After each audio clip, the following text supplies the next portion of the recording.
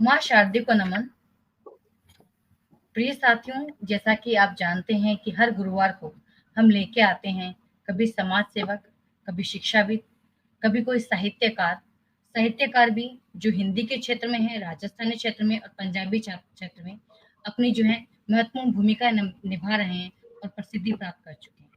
इसी कड़ी में आज शाम 7 बजे हम लेके आए हैं आपके सामने देश के जाने माने शिक्षाविद, देश में ही नहीं बल्कि विदेशों में भी अपनी पहचान बना चुके शिक्षाविद डॉक्टर प्रदीप कुमार जैन जी को। दर्शकों, प्रदीप कुमार जैन जी का नाम सभी जानते हैं, ये कोई अनजान शख्सियत नहीं है, लेकिन आज हम इनसे जानेंगे इन्हीं के बारे में। तो आइए दर्शकों, हम स्वागत करते हैं हमारे डॉक्टर प्रदीप कुमार जैन जी का। आदरणीय, आपका बहुत बहुत स्वागत है हमारे मंच पर। नमस्कार जी, धन्यवाद आपका। जी प्रदीप जी, हमें बहुत अच्छा लगा कि आप यहाँ आए हैं और जो है हमारे दर्शक भी आपको सुन रहे हैं। और जी। मुझे पूरा भरोसा है कि और पूरा विश्वास है कि जो दर्शक जो है काफ़ी कुछ जानकारियाँ आज आपसे जो है लेंगे, क्योंकि आप जो है जी। देश की जानी-मानी हस्ती हैं और शिक्षा के क्षेत्र में आपके कार्य वाक़ई बहुत सराहनीय हैं। तो प्रश्नों की इस कड़ी में मैं सबसे पहले आपके जीवन के बारे में ही जानना चाहूँगी कि जीवन यात्रा आपकी कैसी रही? कैसे आप इस जो है क्षेत्र में आए? जी, आदरणीय। देखिए, मैं ठेठ दिल्ली वाला हूँ, चांदनी चौक का। मेरा जन्म चांदनी चौक दरीबे में खड़ी बोली के अंदर हुआ और मेरे दादा-दादी फ़ारसी, अरबी, संस्कृत, हिंदी इन चारों भाषाओं के जानकार थे और बहुत उनसे ही मुझे ये प्रेरणा मिली कि मुझे भाषा की ओर जाना चाहिए। पढ़े-लिखे परिवार था। मेरे फादर एम्स के अंदर रहे। मेरी मदर जबकि वो मेरठ से थी, वो भी मेरठिया हिंदी की थी। तो उनका भी प्रभाव मुझ पर रहा, मेरी माँ का। और पूरा परिवार पढ़ा-लिखा, मेरे दादा-दादी तक और ग्रेट ग्रैंडफ़ादर तक अगर मैं जाऊँ, अपने परदादा तक जाऊँ, तो जो जानकारी मुझे दादा के माध्यम से मिली, वो बड़ा पढ़े-लिखे और उनकी लिखी हुई कई चीज़ें भी हमारे पास हैं, वो थे और वही हमारी परंपरा में मुझ तक आए। तो चांदनी चौक से ये यात्रा शुरू हुई, जो धीरे-धीरे बढ़ते-बढ़ते भाषा की ओर रुझान हुआ और फिर केंद्रीय विद्यालय के अंदर मैं पढ़ा। वहाँ बहुत अच्छे अध्यापक मिले। उन्होंने लिखने की ओर प्रेरित किया। ये बहुत एक बड़ी बात थी। तो मैंने लेखन तो 8वीं-9वीं से ही शुरू कर दिया था। 11वीं-12वीं में मेरी पहली हिंदी व्याकरण की किताब छपी थी, गीता प्रेस से। उनका गांधीनगर ट्रांसजमुना के अंदर एक ब्रांच थी, तो उन्होंने वो मेरी किताब छापी थी। तो जब मैं खुद शायद 11वीं-12वीं में रहा हूँगा, लेकिन मुझे इतना अच्छी तरह याद है, कॉलेज जाने से पहले दिल्ली विश्वविद्यालय में पूरी मेरी शिक्षा दीक्षा हुई। रामजस कॉलेज में मैं पढ़ा। डॉक्टर सूर्यकांत बाली जी मेरे टीचर रहे, अध्यापक रहे, जो बाद में चलकर बहुत बड़े लेखक, पूरा परिवार उनका संस्कृत का था। तो मैंने BA Sanskrit, MA Sanskrit, MA Hindi, MPhil, BEd, MEd और पीएचडी मैंने दिल्ली से की। ये मेरी डबल डबल एमए रहा। एमएड मैंने सीआई से किया, जो विश्व प्रसिद्ध इंस्टीट्यूट है, सेंट्रल इंस्टीट्यूट ऑफ एजुकेशन। मेरा मास्टर ऑफ एजुकेशन वहां से हुआ, पीएचडी दिल्ली यूनिवर्सिटी से। और थ्रू आउट मैं फर्स्ट क्लास रहा। बहुत सारी स्कॉलरशिप बीच में मिलती रही, उनको मैं अवॉइड कर रहा हूँ। और पढ़ते पढ़ते फिर दून स्कूल में मुझे नौकरी मिली, जो पूरे वर्ल्ड में जाना माना स्कूल, जहाँ के राजीव गांधी और बड़ी बड़ी हस्तियां वहाँ की पढ़ी हुई हैं। तो देहरादून पर मुझे 2 सत्र पढ़ाने का मौका मिला। और उसके बाद में भारत में जो सर्वप्रथम विद्यालय माना जाता है, मॉडर्न स्कूल बाराखंबा रोड, जो दिल्ली में स्थित है, वहां मैंने लगभग 32 साल काम किया, जिसमें 2 साल पहले मैं रिटायर हुआ। और इस बीच में काफी चीजें, बहुत सी किताबें मैंने लिखी, लगभग 60-70 किताबें, जिसमें बहुत वैरायटी थी। उसमें बहुत सारी चीजें थी जो मैं लिखता चला गया। और 2 साल हुए हैं मुझे रिटायर हुए। और इस बीच में हिंदी के लिए मैं बहुत कार्य मैंने किया, आपसे जानती हैं, आपसे तो कुछ छुपा नहीं है। तो ये मेरी एक छोटी सी यात्रा का एक वृतांत और दृष्टांत आपके सामने रखा। बहुत सुंदर आदरणीय, बहुत सुंदर। यानी कि ये मानना चाहिए कि जो आप ये जो शिक्षा के क्षेत्र में कार्य कर रहे हैं, तो आप खुद इतने शिक्षित हैं, इतना खुद ज्ञान लिया है और आपके ज्ञान की एक पृष्ठभूमि भी रही है। एक जो है पीढ़ी दर पीढ़ी आपको जो है ज्ञान ही मिलता रहा है, तो बहुत अच्छा लगा जानकर। और इसी के संबंधित एक और क्वेश्चन मैं पूछना चाहूँगी कि आपने इतनी शिक्षा ली है, तो अब आप जो शैक्षणिक क्षेत्र के जो कार्य कर रहे हैं, वो कार्य किस तरह के हैं? असल में वो काम मैंने सन 2000 से बल्कि 95 से मैंने वो शुरू किया था। कार्यशाला वगैरह बहुत होती थी उन दिनों। तो मैं पढ़ा था, दूर तो मैंने सबसे पहले एक मॉडल स्कूल पटना रोड में 95 में हिंदी की दशा और दिशा ये विषय मैंने दिया हुआ था, वो मैंने करवाया। मैंने कोशिश करी कि पूरे देश से मैं हिंदी के जो जाने माने प्रोफेसर्स हैं, रीडर्स हैं, लेक्चरर्स हैं, दो दिवसीय आयोजन था। मैं चैलेंज आया और आशातीत सफलता। लोगों के लिए वो एक अद्भुत था कि ये क्या हो रहा है, ये मतलब कोई इसी कोई सेमिनार शब्द, कोई कार्यशाला, वर्कशॉप, ये शब्द रहे होंगे लेकिन इतना हमारे जहन में नहीं होते थे कि हिंदी के अंदर भी ये हो सकता है। तो उस दौरान मुझे याद है दोनों दिन, एक दिन 300 लोग, एक दिन 350 टीचर्स देश के अलग अलग भागों से भी आए, दिल्ली से तो थे ही क्योंकि दिल्ली में ये आयोजन था। तो वहां से ये शुरुआत हुई जो 2000 से मधुबन प्रकाशन, क्योंकि किसी न किसी, देखिए ये सारी चीजें वित्तीय अवस्था में चलती हैं। आप हर बार 200-300 लोगों को इकट्ठा करके उनका रहने का प्रबंध, खाने का प्रबंध और चीजें होती हैं, उन सबका विद्वानों का आना जाने का प्रबंध, रहने का प्रबंध, ये नहीं करवा सकते। तो मधुबन ने मेरा हाथ पकड़ा, जो उनके उस समय मालकिन थी, शारदा जी मुझे बहुत याद आती हैं, फजीली मुझे बहुत याद आती हैं, वो खुद हिंदी में लिखती थी असल में, तो उनका रुझान बहुत था। तो उन्होंने मुझे एक सभा में बोलते हुए देखा, उन्होंने मुझे बुलाया लंच में और कहा जैसा आपसे मिलना चाहते हैं। मुझे समझ में नहीं आया कि क्या है। तो वहां पर जब उनके ऑफिस में पहुंचे तो उन्होंने कहा कि हम हिंदी का एक ऐसा मंच तैयार करना चाहते हैं। तो संबोधन नाम से हमने मंच की शुरुआत 2000 में की, जो आज तक 24 साल हो गए। मैं तो शायद हजारों कार्यशालाएं पूरे देश विदेश में ले चुका हूं, जहां आप जानती हैं कोई ऐसी सिटी रही होगी देश में जहां मैं नहीं गया हूंगा। और हमारे और रिसोर्स पर्सन जो मधुबन के पास अब हैं, क्योंकि अकेले मेरे लिए इतनी यात्रा करना संभव नहीं है, तो वो यात्रा यूं चलती गई और हमको महसूस हुआ कि जो विद्यालय का अध्यापक है उसके पास जानकारियां पहुंचती नहीं है। अब जैसे कौन सी जानकारियां आप पूछ सकती हैं, अब मानक वर्तनी में जो परिवर्तन आ रहे हैं टीचर्स को पता ही नहीं है। अब ये नहीं पता उन्हें बाल्टी में ला पूरा है आधा है, मुस्कान में सा पूरा है आधा है, सर्दी में रा रेफ है, अब सारा दी भी लिखा जा सकता है। ये छोटी मोटी चीजें हैं, लेकिन ये चीज हमें कंफ्यूज करती हैं। बिंदी कहाँ आएगा, चंद्र बिंदु। और बड़ी विचित्र बात एक और है जो मैं आपको बताऊंगा, आप खुद भी अध्यापिका हैं, कि हम लोगों ने कभी व्याकरण बीए एमए के स्तर पर पढ़ा नहीं होता। आप सहमत है मेरे साथ? पहले ये बताएं, आपने जी कभी पढ़ा व्याकरण? मुझे बता दीजिए। हमने जी बीए सूरदास, में पढ़ा। कालिदास, हमने छायावाद पढ़ा, प्रयोगवाद, प्रगतिवाद, हमने दुनिया भर जी की चीजें पढ़ी, लेकिन व्याकरण नहीं पढ़ा हमने। तो ये जो चीज थी, इस चीज की कमी मुझे भाषागत प्रयोगों पर, आप देखते हैं टीवी में नीचे हेडलाइंस लिखी आती हैं, कहीं पर बिंदु, कहीं पर चंद्र बिंदु लगा रहता है, पूर्ण विराम की जगह लोग बिंदु लगा देते हैं, विराम चिन्हों वगैरह वगैरह, छोटी छोटी चीजें थी जिससे भाषा विखंडितता की ओर बढ़ती है। तो उसकी तरफ हमने ध्यान दिया, पढ़ाया कैसे जाए, गद्य कैसे पढ़ाएं, महादेवी वर्मा को कैसे पढ़ाएं, उनका एक अलग स्वाद है। अगर मैं छायावाद पढ़ा रहा हूं तो मुझे उसकी प्रवृत्तियां के साथ, उनकी विशेषताओं के साथ बहुत चीजें लेनी पड़ेंगी। तो टीचर को नहीं पता, वो एक छठी सातवीं आठवीं के स्तर पर पढ़ा रही है, तो छठी सातवीं आठवीं के स्तर पर प्रेमचंद को हमें कैसे पढ़ाना है, जयशंकर प्रसाद की जादूगर आ गया है तो वो मैं कैसे पढ़ाऊं, खेल कैसे पढ़ाऊं, हमारे पास कई चीजें हमारे पास आ जाती हैं। तो ये जो कि गद्य पद्य नाटक जो विधाएं हैं उनका किस तरीके से चीजें हो, ये सारी चीजें आई और वो फिर वो श्रृंखला आज तक चल रही है। ईश्वर की कृपा से हिंदी के लिए थोड़ा बहुत कर पा रहा हूं। जी जी, मैं यहाँ पर जो है एक बात और कहना चाहूंगी कि आपने काफी सारी पुस्तकें प्रकाशित करी हैं, तो मैं जी, चाहती हूँ कि आप हमारे दर्शकों को अपनी पुस्तकों के बारे में भी जानकारी दें, ताकि हमारे दर्शक उसका लाभ उठा सकें। जी ये एक किताब है मेरी, भाषा शिक्षण और रोचक गतिविधियां।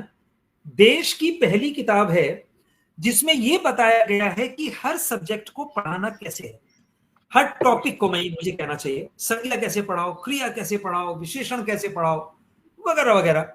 कि स्कूल के अंदर हिंदी एग्जीबिशन कैसे लगे, टीचर्स को पता ही नहीं है, पता है आधा अधूरा है, कहीं कुछ हो रहा है कहीं कुछ हो रहा है, नंबर कहाँ काटने हैं कहाँ नहीं काटने हैं, हम लोगों को आर्ट इंटीग्रेशन में क्या कराना है कैसे करवाना है, मतलब कई छोटी मोटी चीजें, ट ठ ड ढ ढ़ ढ़ में क्या अंतर है, मतलब उसमें इंटरव्यू कैसे लेना है, बच्चों के लिए क्रिएटिविटी जो गतिविधियां हैं वो क्या क्या हो सकती हैं, पत्र बहुत लेखन को कराने के क्या तरीके हो सकते हैं।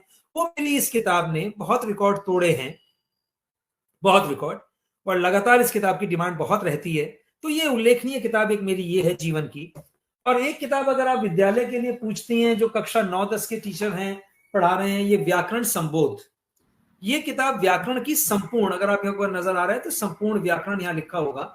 इसका मतलब ये है कि बच्चा ये एक बार किताब 9वीं 10वीं ले ले, 9वीं 10वीं 11वीं 12वीं, चारों साल में हर टॉपिक उसको इसके अंदर मिल जाएगा। इसमें आपको एमसीक्यूज जो सीबीएसई ने आईसीएसई में इस्तेमाल हो रहे हैं, स्टेट बोर्ड में इस्तेमाल हो रहे हैं, डिस्क्रिप्टिव टाइप के क्वेश्चंस इसके अंदर आपको मिल जाएंगे। कोई भी टॉपिक हमने इसमें छोड़ा नहीं है कि टीचर्स, मान लीजिए कल कल कल हमारा पाठ्यक्रम बदलता है, तो ये थोड़ी आप किताब बदल दोगे बीच के अंदर, मान लो सितंबर अक्टूबर में आप किताब कैसे बदलोगे? तो वो टॉपिक अगर आज पदबंध पाठ्यक्रम में है, समास है, संधि है, कल को वो नहीं रहता, उसकी जगह हमारे पर्यायवाची, श्रुति सम, भिन्नार्थक इत्यादि आ जाते हैं। तो वो सारी चीजें आपको इस किताब में मिल जाती हैं। और इसके बाद एक व्योम है जो सीबीएसई बी कोर्स के लिए है। ये किताब लिखी गई है, ए के लिए मनस्वी है, और 1 से 8 तक व्याकरण की ये किताब कक्षा 1 से लेकर 8 तक है।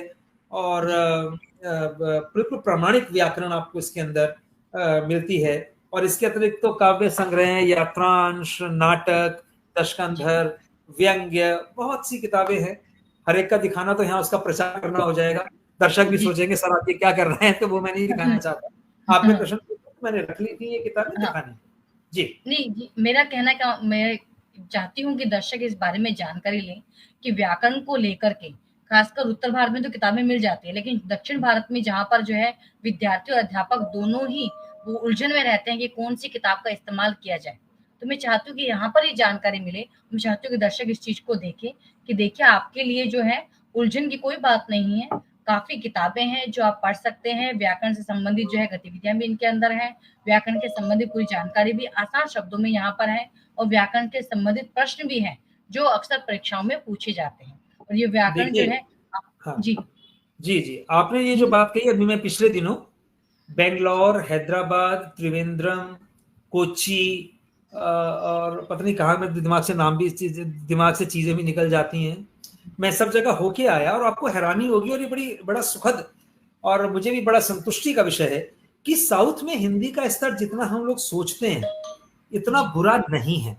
वहां के विद्यालयों में भी, खासतौर से मैं अगर मोटे मोटे शहर ले लूं, त्रिवेंद्रम ले लेता हूँ, हैदराबाद ले लेता हूँ, बेंगलोर ले लेता हूँ, चेन्नई ले लेता हूँ, आप मानेंगे नहीं, जब मैं कार्यशालाओं के लिए जाता हूं तो सबसे ज्यादा टीचर्स, मैं भीड़ शब्द इस्तेमाल नहीं करूंगा, मुझे इन 4 जगहों पे मिलते हैं। यानी 300 से कम तो होते ही नहीं। हमें उस शहर का सबसे बड़ा वो जो शादी वाला हॉल होता है कार्यशाला के लिए, वो लेना पड़ता है। इस बार तो हमने थिएटर लिया चेन्नई के अंदर, जहां पर 450-500 टीचर आ सकें, और हिंदी वाले। मतलब ये जो सियासत के विषय हैं, ये तो सियासत के विषय है। एक मैं अक्सर दोहा, अगर मैं भूल ना जाऊं उसको बीच में, तो मुझे याद आता है, तुम हिंदी हो, मैं उर्दू हूं, वो तेलुगु है, वो मलयाली है, चलो छोड़ो यार, छोड़ो इन चीजों को, चलो इश्क करते हैं, छोड़ो इन बातों को, चलो इश्क करते हैं। ये तो सियासती बातें हैं कि वो हिंदू है, वो ये उर्दू है, वो मलयाली है, वो, छोड़ो यार, चलो इश्क करते हैं। जिस भाषा में हम आपस में एक दूसरे को समझ लें, जो संपर्क भाषा हमारे देश की है, कोई माने या ना माने, कोई सियासत स्वीकार करे ना करे, वो तो हिंदी ही है। बहुत सुंदर आदत, बहुत सही कहा। एक और चीज मैं पूछना चाहूंगी कि रचनात्मक जो गतिविधियां होती है हिंदी में, इनको लेकर के अक्सर अध्यापक भी जो है परेशान रहते हैं कि किस तरह की रचनात्मक गतिविधियां करवाई जाएं और बच्चे जो है रुचिपूर्ण तरीके से करें। क्योंकि दक्षिण भारत में अगर देखा जाए तो बच्चों का हिंदी जो है कमजोर होता है, रुचि है बच्चों को सीखने की, लेकिन कैसे उसको रुचिपूर्ण बना करके एक सार्थक तरीके से उनको पढ़ाया जाए, एक सही तरीके से उनको पढ़ाया जाए कि रचनात्मक भी और रुचिपूर्ण भी हो। जी देखिए नीतू जी, मैंने ना ये किताब इसीलिए लिखी है। जी इसमें इसमें जैसे संज्ञा, मैं आपको एक एग्जांपल देता हूँ, गतिविधियों के बारे में मैं फिर आऊंगा दोबारा। अब आप जिस कमरे में बैठी हैं, या जहां पर हम लोग ये बातचीत कर रहे हैं, आप मुझे किन्हीं 10 चीजों के नाम बताइए, बताइए, देख करके बताइए। जी कंप्यूटर है, मेज है, कुर्सी है, पेन है, मोबाइल है। बस जी बस समझ गए। ये क्या है? ये संज्ञा ये है। जी सिंपल। आपको परिभाषाओं के माध्यम से पढ़ाओगे, बच्चा नहीं समझेगा। जी एग्जाम्पल से, कि जो चीज तुम्हें नजर आ रही है वो संज्ञा है। जी ये तरीका पढ़ाने का। पहले प्रादेशिक भाषा का बच्चा, हो सकता है वो कन्नड़, मलयालम, तेलुगु, तमिल में बोले, कोई जी बात नहीं। हमारी न्यू एजुकेशन पॉलिसी कहती है जो हमारी क्षेत्रीय भाषाएं हैं, प्रादेशिक भाषाएं हैं, जो हमारी सूची पर, संविधान में सूची पर 22 भाषाएं हैं, जिनमें कि साहित्य रचा जाता है, जिसमें कि बोला जाता है, अगर 5वीं क्लास तक बच्चा उन शब्दों का प्रयोग कर देता है तो वो गलत नहीं है। दूसरी बात, गतिविधि की आपने बात करी, गतिविधियां सहज करती हैं भाषा को। गतिविधियों का क्या क्या क्या काम होता है? हर चीज तो आप गतिविधि से नहीं करा सकते ना भाई। कई चीज सैद्धांतिक जो चीजें हैं वो तो सिद्धांत से ही आपको समझाना पड़ेगा। अब समास मुझे बहुव्रीहि समास में और कर्मधारय के अंदर अंतर बताना है तो मुझे सिद्धांत को समझाना पड़ेगा। गतिविधियां प्रायोगिक पक्ष होता है उसका, वो सैद्धांतिक पक्ष नहीं होता। मैं ज्यादा गहराई में नहीं जाऊंगा क्योंकि इतना यहाँ का विषय नहीं है। वो प्रयोगों के माध्यम से होता है। तो अच्छा, और हम किस स्तर तक गतिविधियां ले सकते हैं? अब समझ रहे, छोटे बच्चों के लिए हम लोग चकोर चकोर वो ले लेते हैं, बॉल्स का इस्तेमाल कभी कभी कर लेते हैं, छोटी उन पर चिट लगा देते हैं हम लोग। बच्चे को छांटने के लिए कह देते हैं कि बच्चा पहचान प्रयोग पहचान करे। पहले तो सबसे पहले व्याकरण में पहचान जरूरी होती है। जैसे हम लोग बच्चे को तत्सम तद्भव शब्दों की पहचान कराते हैं, यही मैंने व्याकरण संबोध के अंदर 5 तरीके पढ़ाने के दिए हुए हैं। ये कई चीजों का तो परिचय देना होता है, बस छोड़ दो परिचय देके। भाषा क्या है, उसके सांकेतिक रूप है, लिखित रूप है, जो ये बस परिचय दे दो। इस प्रश्न और इसके लिए गतिविधि, बच्चों से बुलवाओ, लिखवाओ, चीजों को दिखाओ, तो हल्के स्तर पे बच्चा उनको समझेगा। आजकल हर स्कूल के अंदर हमारे स्मार्ट बोर्ड होते हैं जी। स्मार्ट बोर्ड के माध्यम से हम लोग गतिविधियों को खूब करवा सकते हैं। आर्ट इंटीग्रेशन हमारे अपने आप में गतिविधि है। आईसीटी, इंफॉर्मेशन कम्युनिकेशन टेक्नोलॉजी का प्रयोग हम लोग करते हैं। तो बच्चों को हम कहीं जब घर पे हों तो चीजों को वीडियो बनाए छोटी छोटी। हमने ये काम कोरोना काल के अंदर 2 साल किया है। ये कोई नया काम नहीं है। हाँ, मोबाइल फोन स्कूल में नहीं ला सकता लेकिन घर में प्रयोग कर सकता है। जी। तो हम बच्चे से कहें, और बच्चे का उसमें हर चीज फाइल बनवा करके लिखवा करके गतिविधियां नहीं करा सकते। ये बात याद रखना। जो टीचर कहता है फाइल बना के लाओ, इसका मतलब आप बच्चे से नकल के लिए उसको प्रेरित कर रहे हो। कक्षा में तो 5-10 बच्चे ही काम करते हैं, बाकी तो नकल होती है। जी, सही कहा। सोच के देखिए। तो गतिविधियों का बहुत महत्व है भाषाओं में, लेकिन वो ओरल में हो, लिख करके टॉपिक ऐसे दिए जाएं। हम बच्चों को देंगे प्रदूषण, हाँ 9वीं 10वीं 11वीं 12वीं में दे सकते हैं। अब छोटा बच्चा क्या जाने प्रदूषण क्या होता है? उसको तो ये पता है प्रदूषण में छुट्टियां हो जाती हैं, दिल्ली में तो ये जाना जाता है। जी जी, सही कहा। आप समझ रहे हैं? और हम कहते हैं 100 शब्दों में लिखे उसके ऊपर। क्या लिखेगा 100 शब्दों में? दिवाली के बाद जो है कब हवा के अंदर घुल जाता है जहर, क्या लिखेगा? हाँ, सही। तो सहज, जब मैं घर में अकेला था, जब मैंने अकेले चाय बनाई, जब मैंने ये किया। संवाद में कैसे संवाद दें? पेड़ और पक्षी का संवाद, ये गतिविधि है। कक्षा के अंदर एक को पेड़ बना दिया, एक को पक्षी बना दिया, आपस में क्या बात करते होंगे सोच के देखिए। मैं रोज सवेरे घूमने जाता हूँ पार्क में, मैं बिल्कुल नेहरू प्लेस के लोटस टेम्पल के पीछे ही हूँ, तो बहुत बड़ा पार्क है। पक्षियों को मैं देखता हूँ किसी पेड़ पे बैठे हुए, दिमाग में आता है ये क्या बात करता होगा, पेड़ से क्या कहता होगा। एक नदी समुद्र से क्या कहती होगी, एक चाय कॉफी से क्या कहती होगी। मेरी बात समझ रही है नहीं? सही है। ये विषय, ये क्रिटिकल थिंकिंग के विषय हैं जो हमारी नेशनल एजुकेशन पॉलिसी कहती है कि बच्चों को सोचने के लिए प्रेरित करना है। और हम विषय कैसे दे रहे हैं बच्चों को, जो बच्चों को बिल्कुल इंटरेस्ट ही नहीं है। उनको लेके आए, वो हमारे देश के बारे में, संस्कृति के बारे में, सभ्यता के बारे में, परंपरा के बारे में जाने। वो 20%, 30%, 40% बढ़ाते चले जाएं। विषय ऐसा दें जहां पर बच्चा खुद लिखने के लिए प्रेरित हो। जी। जब पापा ने मुझे पहली बार डांटा, जब मैडम ने मुझे पहली बार डांटा या समझाया, चलो विषय को थोड़ा चेंज कर लीजिए, जो दिमाग में आ रहा है मैं बोल रहा हूँ, तो ऐसे विषय बच्चे को देंगे। तो ये गतिविधियों का प्रकार ही है कि हमने जो चेंज किया। तुम सड़क पर जा रहे थे, अचानक सामने से बहुत बारिश होने लगी, आप पहाड़ पर थे अपने गाड़ी के अंदर घर के लोगों के साथ, कि अचानक बच्चे को लिखने के लिए प्रेरित करिए। गतिविधि, फोटो दिखाइए उसको जिसमें एक्टिविटी हो। अब एक टीचर पहाड़ दिखा दे रही है, बताओ कैसे काम चले? अरे लोगों को दिखाओ काम करते हुए, सुबह यानी फोटो क्लियर हो जी।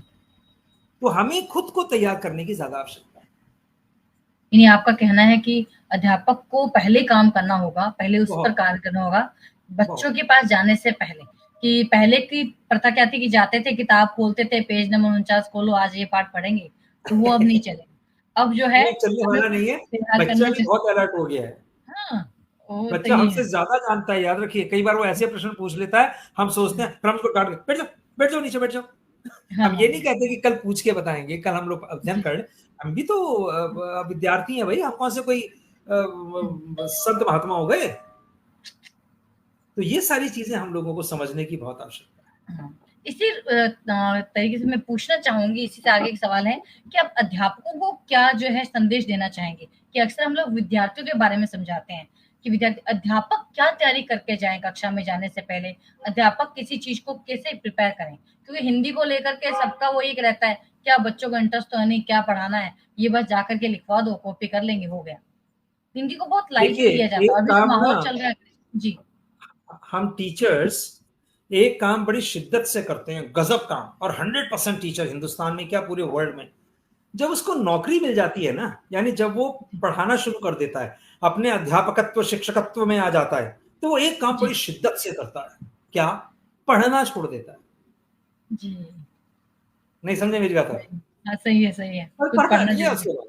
आप है। जी, मानेंगे नहीं, अभी आखिरी मेरी वर्कशॉप अहमदाबाद गुजरात में कहीं थी, सूरत में, जी, दिसंबर में। तो वहां पर सूरत में मैंने लोगों से पूछा, बल्कि मैं और जगह भी पूछता हूं, कि भाई आप मुझे किसी हिंदी पत्रिका का नाम बताइए।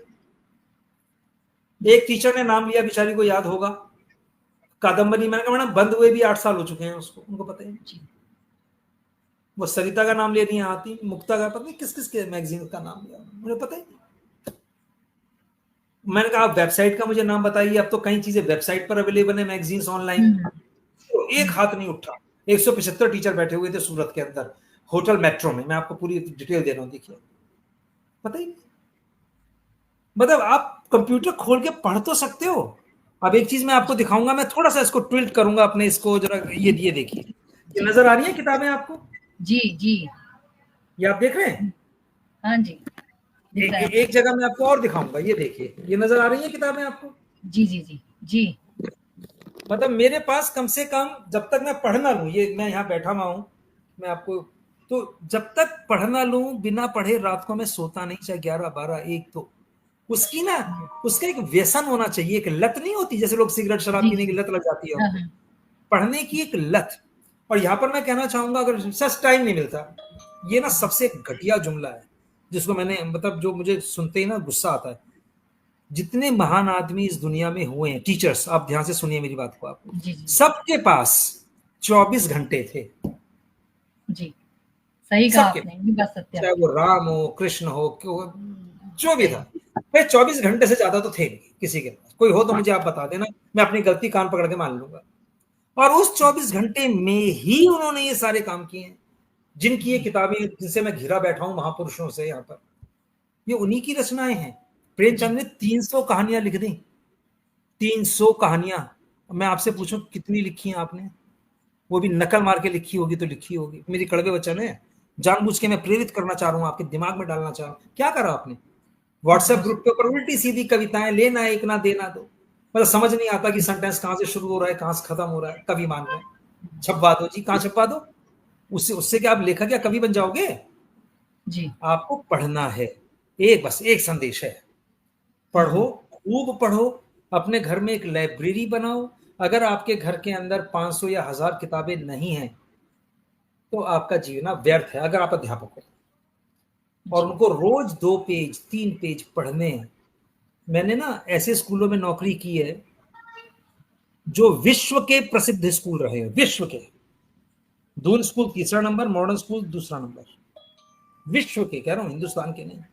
वहां रहते हुए कार्यशालाएं की, 100 से ज्यादा किताबें लिख डाली, जिसमें कि 10 15 20 तो साहित्य से संबंधित हैं, दुनिया भर की चीजें हैं। घर की समस्याएं अलग होती हैं, हर एक के पास होती हैं, मैं अकेला नहीं हूँ। जी। ट्रेवल किया पूरा वर्ल्ड एक तरीके से 24 घंटे में, नौकरी भी की, इज्जत से रिटायर भी हुआ। ये इसलिए अपनी खासियत नहीं बता रहा, आपको प्रेरणा। हम महापुरुषों को क्यों पढ़ते जी। हैं, हम किसी दूसरे को क्यों जानते हैं? उससे हम लोग प्रेरणा लेते हैं। हमारा एक्चुअली वो मकसद भी ये है कि हम चाहते हैं कि लोग ऐसी शख्सियतों से मिले और उनसे प्रेरणा लें, जैसे आज आपसे मिल रहे हैं। तो आपका ये तो दिखता है कि तरक्की की, लेकिन वो तरक्की की सीढ़ियाँ कैसे चढ़ी गई? वो अचानक से नहीं आया कि सम्मान मिल गया कोई या उपाधि नीतू मिल जी, गई। नीतू उसके जी लिए एक बात और यमक बता सफ़र दूं, करना पड़ा। जी, आज तक और शायद ये 7वीं 8वीं में जब मैं पढ़ता हूँ, जो मुझे याद है, मेरी डायरियां मुझे बताती, और डायरी भी लिखता हूँ, वो मुझे डायरियां बताती हैं, शायद मैं 5 या 6 घंटे से ज्यादा कभी नहीं सोया। मेरे एक इंटरव्यू में अलका ने मेरे से पूछा था जो मेरी यूट्यूब पर भी है, पीके जैन के नाम से, आप देखिएगा कि तुम्हारी क्या इच्छा रह गई। उसने मेरे से पूछा एक क्वेश्चन कि अब जी आप 60 साल के हो रहे हो, 60 साल में जब रिटायर हुआ था, जब उन्होंने मेरा इंटरव्यू लिया था, मैं कहा मेरी दो इच्छाएं रह गई हैं। क्या? एक तो मैं ईश्वर के दर्शन करना चाहता हूं और मैं उनको पहचान जाऊं, मेरे से वो बात करें, जी आए और आगे से निकल जाए ना, मैं ईश्वर से मिलना चाहता हूं। जी। और दूसरी, बहुत मैं सुंदर। कम से कम 7 घंटे तो सोना चाहता हूं एक बार। मैं उन लोगों के अनुभव को जीना चाहता हूं जो लोग 6 या 7 घंटे सो लेते हैं। बहुत खूब। पता नहीं कैसे सो लेते हैं। कल रात को भी मैं 12 बजे सोया हूँ और सवेरे 4:30 पौने 5 बजे मैं उठ गया था। 5 बजे मैं अपनी चाय बना रहा था। मैं पता गया तू क्यों उठ गया, सो नहीं होता अभ्यास। फिर होता है किताब कि लेके अभ्यास बैठे हो जाता तो। अपने, जी आप समझ रहे हैं? तो ये जो चीजें हैं, ये व्यक्ति के स्वभाव में अगर आ जाए तो आप और ऊर्जावान हो जाते हैं। ऐसा नहीं कि जी ऊर्जा घट जाती है आपकी, ऐसा नहीं है। जी वो और ऊर्जावान आप हो जाते हैं, ऐसा मेरा मानना है। जी। बहुत सुंदर। और ये बात तो मानी हुई है कि जो लोग सुबह जल्दी उठते हैं वो लोग जो है काफी समय को जी लेते हैं और काफी कुछ कर जाते हैं, क्योंकि आप हर एक मानेंगे जो दस आप ग्यारह बजे शख्सियत तो होती मेरा काम 10-11 बजे तो मेरा काम खत्म हो जाता है। सुबह जाके टहल भी आता हूँ पूरे पार्क में, पूरी वर्जिश भी कराता हूँ बच्चों को, जो घर के काम होते हैं वो जी करके 11 बजे तो लगता है जैसे मेरा दिन खत्म। उसके बाद मुझे अपने और काम करने, मैं इसलिए बता रहा हूँ आप लोग प्रेरित हो और ये काम जी आप कर सकते हैं। हाँ, स्कूल जाना होता है सवेरे, आपको करिए, आके आराम भी करिए, लेकिन रात का 6-7 घंटे का टाइम आपके पास है। शेड्यूल जी बनाइए, 11-12 बजे सोइए, सवेरे 5-6 बजे उठिए, और शेड्यूल बन जाता है। मोदी जी को देखिए, ये प्रेरणा तो मुझे हाँ उनसे मिलती है। 4 घंटे से ज्यादा तो शायद जीवन में कभी वो सोए नहीं होंगे, हाँ। और सही उनकी कहा ऊर्जा में आपने। कहाँ कमी हमें नजर आती है। योगी जी को किस तरह इलाहाबाद में कुंभ चल रहा है, प्रयागराज में, वो तो बेचारे सो ही नहीं पा रहे होंगे। आप ये सोचिए, हमारे स्कूल में पेपर बनाने आ जाता है तो हमारी क्या हालत हो जाती है। जी नीतू जी, सही। गलत कह रहा हूं मैं? हाँ सही है। कॉपियां आ नाचते जाते हैं फिरते करेक्शन पूरे में मोहल्ले को तो खबर नींद होती उड़ है कि यार जाती नीतू जी ने, प्रदीप जी ने पेपर बनाना है, जगी नहीं है। है। जी जी। सही कहा आपने। वाकई बड़ी हालत वो हो जाती है। मैंने कहीं कि हालत अध्यापकों नहीं को आती देखा है है कि फिर। एक और चीज मैं लेकिन यहाँ पर कहना चाहूंगी आपके माध्यम से कि कहीं इसको इनका मतलब ये नहीं है कि मैंने कहीं अध्यापकों को क्या देखा है कि वो लोग जो है स्कूल में, मुझे नहीं पता क्या होता है उनके, कि वो रात को बैठ करके करेक्शन करते हैं। तो मैं बोलती इतना क्या रात को करेक्शन है, स्कूल में आपको टाइम पूरा मिलता है, आप इजीली, वहां बैठकर करेक्शन कीजिए। मतलब ये टाइम मैनेजमेंट होता है। नीतू जी, बहुत अच्छी बात आपने कही। ये ना टाइम मैनेजमेंट होता है। आज तक जीवन में ऐसा नहीं हुआ जो एक कॉपी मेरी मेरी मेरे स्कूल के अंदर रह गई हो। प्रिंसिपल से मैंने कह रखा था ये बात, मैंने उनसे क्या रखी थी, मैं कहा सर जिस दिन आप मुझे ये कह देंगे कि जैन साहब आपने ये गलत पढ़ाया, आपकी कॉपी चेक नहीं हुई, मैं कहा सर उस दिन मैं रिजाइन कर दूंगा स्कूल से। ये तो टाइम मैनेजमेंट है जो हम सबको आना चाहिए। जी 24 घंटे हैं जी, अब टाइम नहीं मिलता, ये कोई लॉजिक नहीं है। क्या बात करते हो? मतलब जो राष्ट्राध्यक्ष होते हैं उससे ज्यादा काम किसी आपके पास है क्या? किसी के पास जी होता जी है? सही। क्यों कई अध्यापकों में देखा कि रात को 2-2 बजे तक बैठ करके कॉपी चेक की। तो यहाँ हाँ, पर टाइम का वो मतलब की ये है कमी कि है। आप उस समय को सही तरीके से जो है जिए, वो इस्तेमाल करना सीखें सही और तरीके बिना से इस्तेमाल स्ट्रेस करें। लिए। ये नहीं कि जी, परेशान अगले दिन चेहरे रंग उतरा हुआ है, स्कूल में 10 लोग कह रहे हैं मैडम क्या हो गया आपको। दुनिया को जी, पता लग जाएगा कि आप रात को 2 बजे तक काम पे लगे हुए हो। जी, जी, वो आपकी विद्वता नहीं है, मूर्खता है वो आपकी, वो जी। विद्वता नहीं है। क्योंकि मैं भी एक विभागाध्यक्ष रही हूँ, तो मेरे पास अक्सर आई टीचर इसी चीज़ को लेकर के आती थी कि रात को 2 बजे तक हम लोग करेक्शन करते रहे। तो मैंने कहा जी इतना करेक्शन तो जी, होता भी नहीं जो तुम रात को 2 बजे तक करो। समझ तो रहा हूं अगर समय मैं। का सही प्रबंधन किया जाए, यहाँ पर प्रदीप जी का कहने का ये मतलब है कि जो आपका समय है, उसको इस तरह जियो कि आपको पढ़ पढ़ भी लें आप कुछ और कुछ नया कर भी लें। सिर्फ एक जो परिपाटी जो चली आ रही है, उसी को खींचना, ये कोई समय का सदुपयोग नहीं है। मेरे हम ख्याल से अपने लिए प्रदीप जी क्या आप कर भी इस बात सकते से हैं? सहमत होंगे। जी, हम अपने लिए क्या कर सकते हैं? अच्छा बन के रह सकते हैं, अपने जी, स्वास्थ्य को अच्छा रख सकते हैं, पढ़ जी, सकते हैं, दिमाग को अच्छा रख सकते हैं अपने। जी, जी, जी, नए नए विचार, नए नए थॉट्स, इतनी नई चीजें एजुकेशन में आ रही हैं, लैंग्वेज में आ रही हैं। अंग्रेजी में पढ़िए, हिंदी, जो भी आपकी भाषा है आप उसके अंदर पढ़िए। जी, और आजकल तो कहीं जाने की जरूरत नहीं है। जी, जी, जी, सही आजकल तो कहा हर आपने। चीज घर में अवेलेबल है। जी, समझे नहीं बात को? तो ये जी, मेरा कहना है। जी, बहुत खूब। और जाते-जाते मैं अब चाहती हूँ कि आप विद्यार्थियों को भी कुछ मार्गदर्शन जो है देकर जाइए, कि जरूर। वाक़ई जो है। जो जो जी, विद्यार्थी इस साल बोर्ड परीक्षा दे रहे हैं, 2-3 चीजें कहूंगा, ज्यादा नहीं। वैसे आपके टीचर्स ने आपको बता दिया होगा और उन्होंने अच्छा बताया होगा, क्योंकि जी, वो भी चाहते हैं स्कूल का रिजल्ट और उनका रिजल्ट अच्छा हो। एक तो वो जो पहले 15 मिनट आपको पेपर पढ़ने के लिए मिलते हैं ना, उसका आप सदुपयोग करिए। क्या करिए? उसमें एमसीक्यूज भी आने हैं कहीं ना कहीं, सीबीएसई की बात मैं कर रहा हूँ और आईसीएसई के अंदर भी। उनको जब आप पढ़ें तो हाथ का डॉट लगा लीजिए, अपने दिमाग में बिठा लीजिए कि इसका उत्तर क्या हो सकता है। तो आपका 25 मिनट का, यानी 25 लगभग क्वेश्चंस, 3-3-6 अपठित में व्याकरण में हटा दिए गए हैं। उसके बाद के जो क्वेश्चंस हैं जो पठित हमारी पुस्तक में, उसके अंदर भी एमसीक्यूज हैं, और तो 10-15-15-20 क्वेश्चंस आपके निपट जाएंगे। ये सबसे बड़ा फायदा। 15 मिनट बहुत इंपॉर्टेंट है। कई मेधावी छात्र उस 15 मिनट के अंदर लगभग 1/3 पेपर कर लेते हैं। मतलब कहाँ कर लेते हैं, ये नहीं कि लिख लेते हैं, यहां कर लेते हैं, और उसके बाद फट फट फट फट वो टाइम आप अवेलेबल, जो आपके पास वो टाइम है, उसके अंदर प्रश्नों के उत्तर दिमाग में गढ़ लें और उसके बाद फटाफट लिखना शुरू कर दें। पहली बात। दूसरा, कोशिश करिए क्रम से पेपर को करें। हम ये अक्सर कहते हैं कि जो आपको पहले आता है वो पहले कर लीजिए, वो बाद में कर लीजिए, लेकिन मेरा एक सुझाव है आपको, अगर आप कर सकें तो क्रम से क्वेश्चन नंबर 1 2 3 4 5 6 7 8 इस तरह करें। ये सबसे बढ़िया बात है। अगर करना भी है आपको परिवर्तन तो एक करें, अपठित जो अनसीन पैसेज है, अपठित बोध है, उसको पहले कर लें, यानी 10 नंबर, और लास्ट वाला जो डी सेक्शन है हमारा रचनात्मक, जिसमें कि पत्र है, संवाद है, विज्ञापन है, 26 नंबर का या 25 नंबर का वो है, उसको कर ले, तो आपका 35 नंबर का पेपर खत्म हो जाता है। 35 से, यानी कि आधा पेपर। और उसके बाद एमसीक्यूज फटाफट करते चले जाएं, आंसर लिखते चले जाएं। हार्डली 10 मिनट्स लगेंगे उसको आपको करने में। बाकी में क्वेश्चन आंसर आप लिखते चले जाएं। मेरा ये सुझाव रहता है आपको। और लिखने के बाद कम से कम 5-10 मिनट, 5-1 मिनट अपने पास रखिए, ताकि देख सकें। जहां पर, तीसरी बात, जहां पर भी क्वेश्चन खत्म होता है उसके नीचे एक लाइन छोड़ के लाइन खींच दीजिए, तो पेपर बड़ा साफ नजर आता है कि बड़े आपने सोच समझ के सफाई से आपने वो पेपर किया हुआ है। तो ये आप उसके अंदर लाइन वगैरह खींच के करें। विज्ञापन के अंदर आप कलर्स का इस्तेमाल कर सकते हैं, कोई इसके अंदर ऐसा रिस्ट्रिक्शन नहीं है, लेकिन कलर करने में टाइम लगता है, इसलिए हम लोग उसको मना करते हैं। अगर टाइम है तो विज्ञापन की तो खूबसूरती होती है कि उसको खूबसूरत होना चाहिए, उसको आप बना लीजिए। फॉर्मेट जो पत्र का है वो सारा हमारा जो है वो लेफ्ट हैंड साइड है, मैडम ने आपको बताया होगा, उसी को करिए।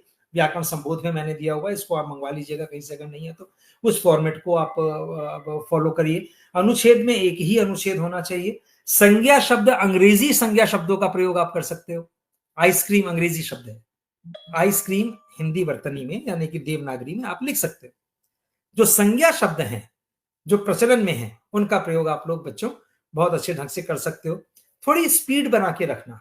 हाँ, स्पीड के अंदर थोड़ा लेखनी बिगड़ जाती है, हैंडराइटिंग थोड़ी गड़बड़ हो जाती है, तो लेकिन ऐसी लेखनी हो कि वो पढ़ने में आ जाए। जब टीचर उसको पढ़े जहाँ करेक्शन में, निरीक्षक भवन में वो जाएगा, तो वो उसको पढ़ सके, इस लायक आपको उसके अंदर लिखना है। छोटी मोटी गलतियां कई मात्राओं इत्यादि की हो जाती है। अब देखिए, ये समय तो उन चीजों को सिखाने का नहीं है, लेकिन कोशिश करें कि मन में बोल करके छोटी ई, बड़ी ई, ऊ, बड़ा ऊ इत्यादि, इनका थोड़ा सा ध्यान आप उसमें रखें। बिंदु चंद्र बिंदु का ख्याल जरूर रखें। चैप्टर्स के अंत के अंदर जो शब्दार्थ दिए हुए हैं उनको अगर आप पढ़ लेंगे, कठिन शब्दों को, और उनका प्रयोग अगर कहीं कहीं कर देते हैं, तो लगता है कि हाँ, बच्चे ने पढ़ा हुआ है। इनका आप ध्यान रखें। क्वेश्चन नंबर जरूर डालें, जरूर डालें। कई बच्चे, जो मैं परीक्षक रहा हूं तो मुझे पता है, उसमें वो क्वेश्चन नंबर डालना भूल जाते हैं।